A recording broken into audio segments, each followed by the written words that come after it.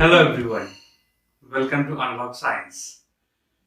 So today I welcome you back to another series of this Target 21 और ये series अपने आप में ही बहुत स्पेशल है, बहुत खास है आपके लिए because in this series and in this month of November we are focused to complete the entire mechanics. जी हाँ, Target 21 is all set, focused upon to complete your mechanics in this month of November. सिर्फ हम complete ही नहीं करेंगे, इसकी हम बहुत ही detail analysis करेंगे, एक एक टॉपिक को हम बहुत ही साफ साफ तरीके से पढ़ाएंगे आपको, चाहे वो आपके बोर्ड लेवल का हो, and we will set our focus upon our competitive exam like JEE mains, advance and NEET. Mechanics एक बहुत ही इंटीग्रल पार्ट है जो हम for the month of November we are planning to give a shot at mechanics. So mechanics is a very important segment of your competitive exams. जैसे कि हमारा जो लास्ट सेगमेंट था that was based upon kinematics, जिसमें हमने motion discuss किया था, 1D था, 2 डायमेंशन था, वेक्टर्स था हमारा. तो आपके पूरे क्लासिकल फिजिक्स का, अगर मैं कहूँ कि जब ये बच्चे क्लास 11 आप लोग थे, आप लोग जो हम पार्ट 1 पढ़ते किताब का अपना एनसीईआरटी का, उसका हमने एक छोटा सा सेगमेंट हम पीछे कवर कर चुके हैं. अब जो एक मेजर सेगमेंट है दैट इज मैकेनिक्स, हम इसको इस महीने में कवर करेंगे. इसमें आपकी थ्योरी भी रहेगी, हम आपको इसमें प्रैक्टिस शीट्स भी देंगे, will provide you questions, video solutions to those questions. हम आपको practice sheets भी देंगे and we will also provide you test, self assessment test to you just to assess yourself कि आप कितना आप पानी में हैं आप लोग. ये तो जैसे मैंने लिखा है यहाँ पे, मैकेनिक्स एक बहुत ही इंपॉर्टेंट सेगमेंट है आपके एग्जामिनेशन के लिए और ये आपके पेपर का एक बहुत ही मेजर पार्ट फॉर्म होता है. It is form major portion of your exams.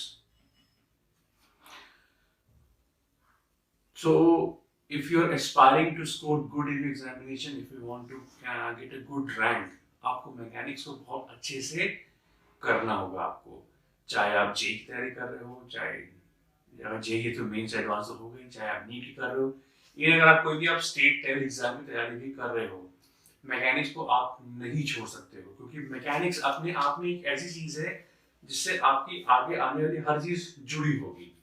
तो ये वो एक लिंक है जो आपके पीछे जो टॉपिक गए हैं, जो आगे आने वाले हैं, उनको आपस में बीच में ये ऐसे जोड़ता है.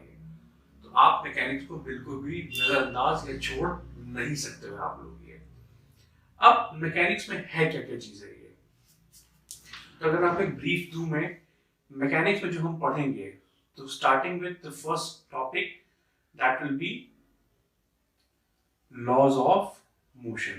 This will be the first chapter which will cover under the topic mechanics, laws of motion. Laws of motion जो आपके न्यूटन के 3 laws of motion थे, या आपने क्लास 9th में थोड़ा सा ब्रीफ फॉर्म में पढ़ा था.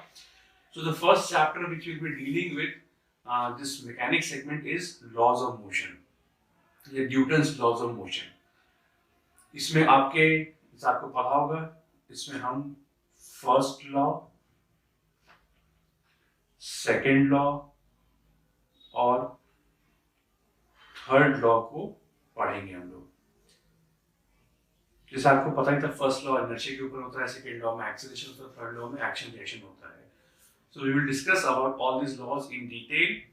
बाकी इसमें जो सबसे इंपॉर्टेंट लॉ है या जो दोनों लॉ को जोड़ता है, that is your second law of motion, जो F is equal to ma करके था. अब इसी F is equal to ma से जुड़ा हुआ एक टॉपिक हम पढ़ेंगे, that is free body diagram. Means it is the most important segment of this Newton's law of motion. अगर आपको फ्री बॉडी डायग्राम बनाना आ गया तो फिर मैकेनिक्स कुछ नहीं है. मींस ये कहने को बहुत छोटी चीज होती है, हम पढ़ाएंगे आपको लगेगा कि तो बड़ी आसान चीज है ये, बट कहते ना ये उसका दिल है. It it is the crux of mechanics. अगर आपको फ्री बॉडी डायग्राम आ गया, इसको हम कहते हैं FBD कहेंगे हम आगे जाके। अगर आपको ये आ गया मैकेनिक्स आपके लिए it will be a cake walk for all of you. So we will try to focus more on free body diagram. उस पर जितने सवाल हम करा सकेंगे आपको हर वैरायटी का, we will try to do all possible questions of free body diagram. देखिए हम लोग भी परफेक्ट नहीं है कि अगर हम आपको बोलते कि हम आपको सब करा देंगे, ये बात गलत होगी। हम कोशिश पूरी करेंगे कि आपको हम हर चीज करा सके ताकि एग्जाम में कोई भी चीज आपकी छूटे ना। अगर हमसे कुछ छूट जाती है या हमसे कुछ भूल जाते हैं, you are free to comment in our comment section कि हम आपके लिए और क्या कर सकते हैं। आगे बढ़ते हुए इसमें से फ्री बॉडी डायग्राम है, फिर इसी में ही हम पढ़ेंगे आगे जाके। इसी में आपका अगला आता है जुड़ा हुआ, दैट इज फ्रिक्शन। फ्रिक्शन भी एक बहुत ही इंपॉर्टेंट पार्ट है आपका, क्योंकि जब भी आपके एग्जाम में सवाल आएगा तो ये लॉज अलग नहीं पूछेगा, फ्रिक्शन अलग नहीं पूछेगा। हम थ्योरी में इन सबको अलग अलग पढ़ेंगे। जब हम थ्योरी पढ़ेंगे, इसकी थ्योरी अलग पढ़ेंगे, इसकी थ्योरी अलग पढ़ेंगे, इसकी थ्योरी अलग पढ़ेंगे, इसके सवाल में अलग से लिखेंगे, फिर ये अलग से पढ़ेंगे। लेकिन what they do in examination, ये इन सबको आपस में मर्ज कर देगा। एक सवाल देगा, उसी सवाल पे FBD भी लगवा लेगा, F is equal to MA भी लगवा लेगा, आपका फ्रिक्शन का कॉन्सेप्ट भी अप्लाई करवा देगा वो। So, जो आपके अच्छे लेवल के एग्जामिनेशन होते हैं, means they give you such type of questions कि एक ही सवाल में आपसे सब कुछ जवाब से निकलवा लेंगे आपसे ये। और फ्रिक्शन से आगे बढ़ते हुए इसमें आपका एक है that is dynamics of circular motion. इसमें हम एक टॉपिक पढ़ेंगे that is dynamics of circular motion, और इसमें जो इंपॉर्टेंट है that is banking of roads. ये टॉपिक है काफी इंपॉर्टेंट, इसमें है we will study about banking of roads. और एक जो लास्ट टॉपिक इसमें है that is pseudo force concept. ये आपको एनसीईआरटी में इस नाम से नहीं मिलेगा, लेकिन हाँ एनसीईआरटी में इस पर सवाल दिए हुए हैं, नाम नहीं दिया टॉपिक का। सवाल इसमें है, आपने पढ़ा भी होगा कि अगर मैं लिफ्ट में कोई आदमी है, ऊपर जाता है तो भारी फील करता है, नीचे आता है तो हल्का फील करता है, जिसको हम कहते हैं apparent wait. So this apparent weight is basically an application of pseudo force. Centrifugal force है ये, pseudo force है ये। तो pseudo force क्या होता है, कब लगता है, क्यों लगता है, क्या वजह है, कब कब नहीं लगाया जाता है, ये हम डिटेल में पढ़ेंगे। So the first chapter which we will take in mechanics segment is laws of motion, जिसमें पहले हम तीनों लॉज के बारे में पढ़ेंगे। इसमें आपका इनर्शिया भी आ जाएगा। We will study means first law में आपका इनर्शिया भी आ जाएगा, मोमेंटम भी आ जाएगा। तो इसमें हम ये सब चीज डिस्कस करेंगे हम लोग यहाँ पे ये चीज। So this was the first chapter which will take up in mechanics segment. अगला जो हमारा मैकेनिक्स का सेगमेंट होगा उसमें second chapter that is work, power and energy. Again, a very highly important topic, highly important chapter। इससे भी सवाल आपके काफी हद तक अच्छे खासे सवाल इसमें बनते हैं आपके। इसमें हम क्या टॉपिक देखेंगे, पहले हम वही पढ़ेंगे वर्क क्या होता है, उसके टाइप्स पढ़ेंगे, और उसमें हम सेकंड में पढ़ेंगे we will study about work energy theorem के बारे में पढ़ेंगे हम लोग। इसमें basically it gives a relation between work and kinetic energy. और यहाँ पे जो हमको एनर्जी पढ़नी है इस चैप्टर में, basically we will deal only with two types of energy. One will be kinetic and the other will be potential. क्योंकि यहाँ पे हम जितने भी फिनोमेना पढ़ेंगे मैकेनिक्स से, हम यहाँ पे सारे मैकेनिकल फिनोमेना पढ़ेंगे। So we will deal only with kinetic and potential energy. अब काइनेटिक एनर्जी क्या होती है, पोटेंशियल एनर्जी क्या होती है, थोड़ा बहुत आपने क्लास 9 में पढ़ा हुआ है। तो जब हम इसको पढ़ेंगे तो हम इसको डिटेल में डिस्कस करेंगे। अभी हम यहाँ पे सिर्फ आपको एक मॉड्यूल का ओवरव्यू दे रहे हैं आपको यहाँ पे। अब इसमें जो पोटेंशियल एनर्जी होगी, पोटेंशियल एनर्जी के भी हम दो कैटेगरी पढ़ेंगे। First is gravitational and the second one is elastic. Gravitation जो आपने MGH पढ़ा हुआ है वो हमें पढ़ना है, and elastic is about spring. तो इलास्टिक में हम यहाँ पे स्प्रिंग का कॉन्सेप्ट भी इंट्रोड्यूस करेंगे आपको। So spring will be a relatively new concept to this class 11 segment, जो हम इस पोटेंशियल एनर्जी ऑफ स्प्रिंग, जिसको हम कहते हैं इलास्टिक पोटेंशियल एनर्जी के टर्म में, इसको हम कवर करेंगे।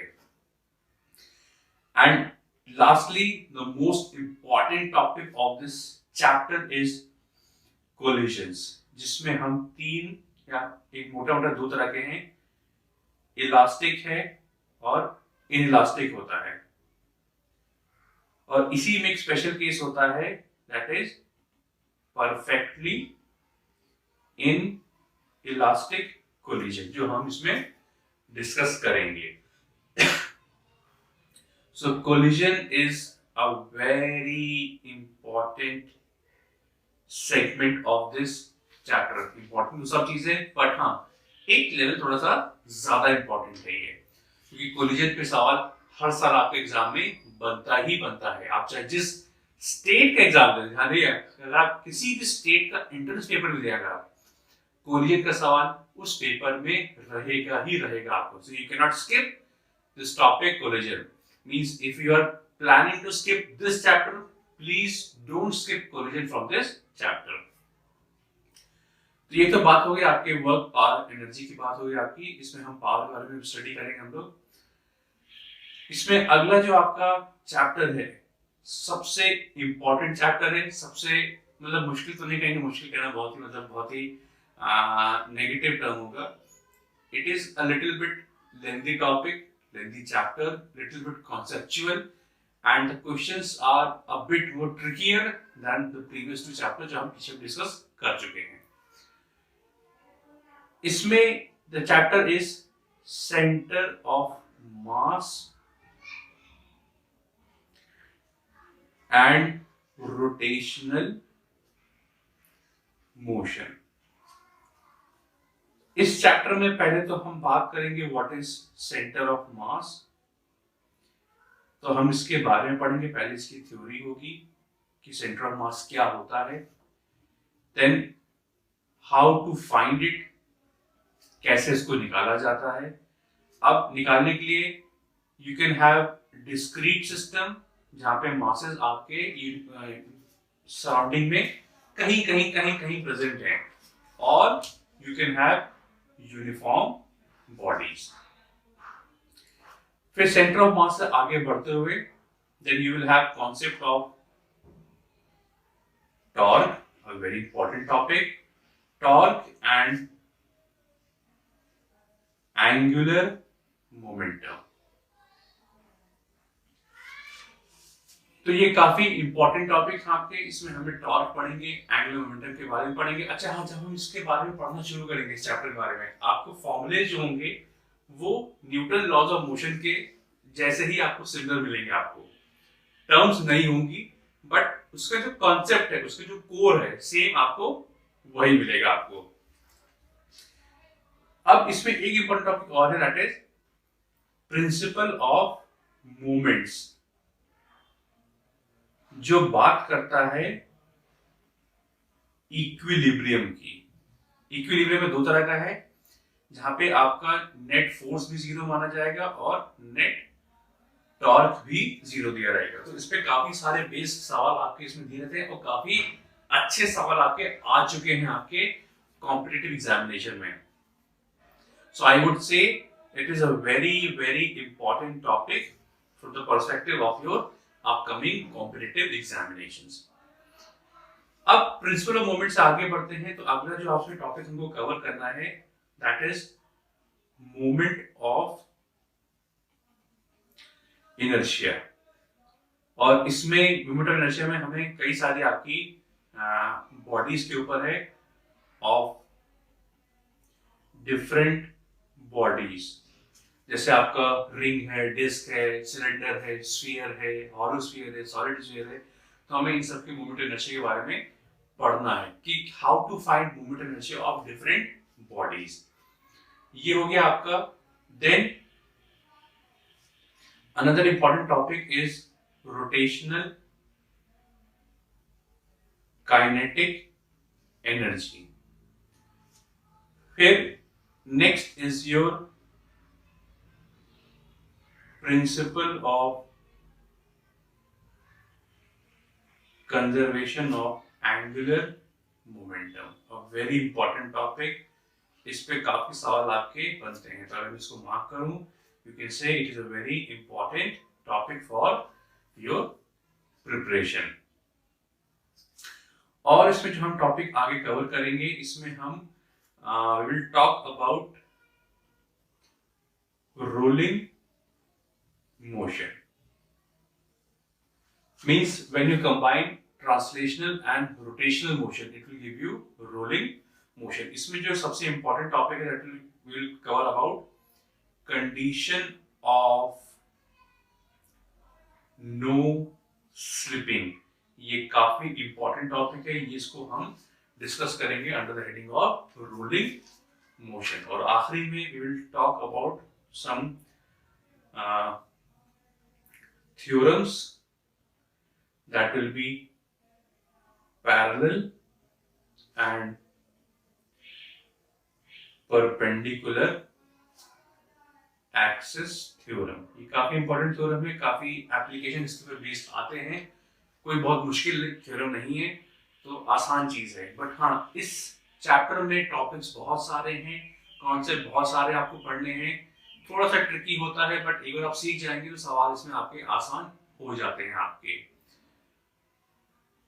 तो अगर मैं कहूं कि मैकेनिक्स में हम 4 चैप्टर पढ़ेंगे: laws of motion, work power energy, rotational motion, जो अगला हमारा दैट इज ग्रेविटेशन. तो इन चारों में हमको थोड़ा सा ज्यादा जो हमें अटेंशन देना है, जो थोड़ा हमें फोकस अपना ज्यादा बढ़ाना है, टाइम चारों को बराबर देना है, लेकिन इसको थोड़ा सा आपको प्रेफरेंस देनी है, इसको थोड़ा आपको ज्यादा टाइम देना है. तो ये टॉपिक ज्यादा है, ट्रिकी है थोड़ा सा, लेकिन एक बार अगर ग्रिप बन गई आपकी तो ये काफी स्कोरिंग होता है. और कंपटीशन में होता क्या है कि जो चैप्टर थोड़े ट्रिकी होते हैं, अगर आप उनको कर ले जाते हो तो ऑटोमेटिकली आपकी रैंक बहुत ऊपर चली जाएगी आपकी. Because at an average on a large scale हर बच्चा एक ट्रिकी टॉपिक छोड़ देता है कि इसको छोड़ के जो आसान है उसको अटेम्प्ट करेंगे. तो it gives you an edge कि अगर मैं वो ट्रिकी टॉपिक अटेम्प्ट कर दूं और वो सही हो जाए मेरे, तो ऑटोमेटिकली मेरी रैंक काफी ऊपर शूट कर जाएगी. क्योंकि आसान तो आप भी कर ले जाओगे, दूसरे हैं वो भी कर ले आएंगे, बट रैंक ऊपर नीचे कहाँ होती है? जहां पे आप ट्रिकी क्वेश्चंस को सही कर ले जाते हो. So it is always advisable to give a little bit more time to those topics जो मुश्किल माने जाते हैं. जरूरी नहीं सबके लिए मुश्किल हो, वो जो माने जाते हैं उनको थोड़ा टाइम दीजिए, प्रैक्टिस कीजिए, एंड होपफुली आप उसको एक्सेल कर जाएंगे. बाकी वी विल ऑल्सो इंश्योर कि हम आपको इतने प्रैक्टिस करा दें कि आपके टॉपिक्स आसानी से निकल जाएंगे आपके लिए. लास्ट चैप्टर जो इसमें बचता हमारे सीरीज, मैकेनिक्स सीरीज में, that is gravitation.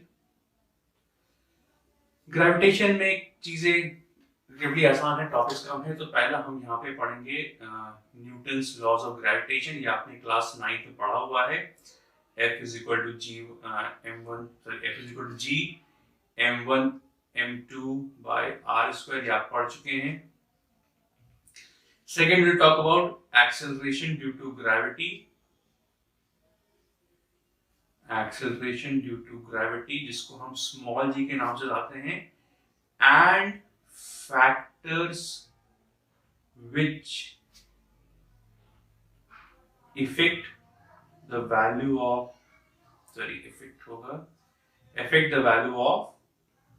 g.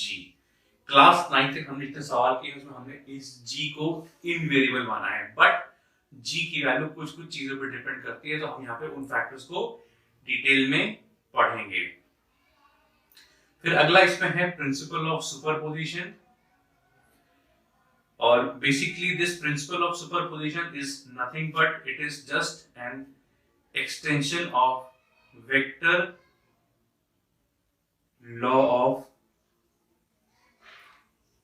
Addition. ये कोई नई चीज नहीं है, सिंपली ये वेक्टर लॉ ऑफ एडिशन का एक एक्सटेंशन है. Fourth we will talk about gravitational potential energy. इसकी हम बात करेंगे यहाँ पे, what is gravitational potential energy, और इसी में हम बात करेंगे ग्रेविटेशनल पोटेंशियल की बात करेंगे यहाँ पे हम लोग। और इसमें जो एक टॉपिक और इंपॉर्टेंट है दैट इज सैटेलाइट मोशन। इसमें हम बात करेंगे कि स्पीड ऑफ ऑर्बिट क्या होगा, फिर आपका टाइम पीरियड कैसे निकाला जाएगा, और एनर्जी ऑफ ऑर्बिट कैसे निकाला जाएगा आपका। तो एक तरह से ये भी एक अच्छा खासा इंपॉर्टेंट टॉपिक है जिसपे सवाल आपके हर साल आपके कंपटीशन में ये बनते ही बनते हैं। And lastly we will discuss about Kepler's law of planetary motion. तो ग्रेविटेशन के टॉपिक्स भी कम हैं, सवाल आसान आते हैं इसके compare to the previous chapter. तो ये कोई बहुत मुश्किल चैप्टर नहीं है, and as a mechanics on a whole is not a very tough concept. हाँ, शुरू में जब आप स्टार्ट करेंगे, हम लोग मतलब मैकेनिक्स की शुरुआत होती है फ्री बॉडी डायग्राम से। अगर आपने वहां से ग्रिप बना लिया आपने, तो कोई दिक्कत नहीं आएगी, आपका मैकेनिक्स स्मूथली आराम से निकल जाएगा आपका। अगर हाँ फ्री बॉडी डायग्राम में आपके पास अगर अभी भी मन में डाउट रहते हैं तो you need to work hard upon your mechanics.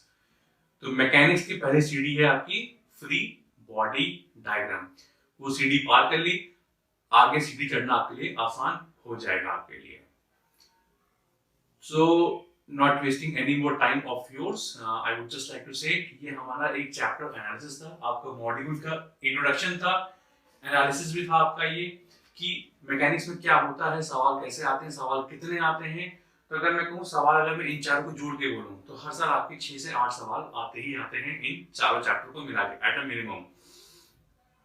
इसमें फ्री बॉडी डायग्राम हो गया, आपका कोलिजन्स हो गया, वर्क एनर्जी थ्योरम हो गया, और आपका ग्रेविटेशन में सैटेलाइट मोशन हो गया। इस पे सवाल आपके आते ही आते हैं हर साल आपके जेईई मेंस और नीट में आपके। बाकी सवाल मैकेनिक्स में ऐसे बनते हैं कि वो चैप्टर स्पेसिफिक ज्यादा नहीं होते हैं। वो क्या करते हैं, बहुत सारे टॉपिक्स आपस में क्लब करके एक सवाल बना देंगे। जैसे मैंने क्या कहा था, F = ma और फ्रिक्शन जोड़ के एक सवाल बना देगा। अब हो सकता है वर्क और एनर्जी में आपको वो कॉन्सेप्ट में फोर्स भी ले आए, फ्रिक्शन भी ले आए। तो मैकेनिक्स में क्या होता है, सवाल हमेशा टॉपिक स्पेसिफिक होते हैं, चैप्टर स्पेसिफिक कम होते हैं आपके। क्योंकि इसमें जितने 4 चैप्टर मैंने अभी यहाँ पे ब्रीफ किए, ये चारों आपस में ऐसे इंटरलिंक्ड हैं।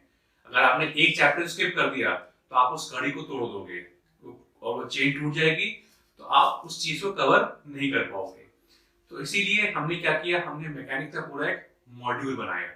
हम चाहते इसको अलग अलग पढ़ाते हैं, बट मैकेनिक्स आपस में एक पूरा एक बंच टाइप है। So we preferred to take this bunch on a whole. So friends, this was a very honest introduction from our side of this mechanics chapter.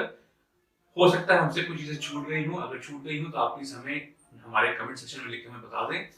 But from our side, this was the best we can do and provide you with the detailed intro of this segment of mechanics. बाकी stay tuned for the upcoming lectures on mechanics segment. And I hope कि आपको ये चीजें समझ में आएंगी, and we hope to deliver the best of mechanics to you. So friends, stay tuned, stay focused, and study well and hard for your upcoming competitive examinations. May you excel very well in your examination and get a very good rank. Thank you very much, friends.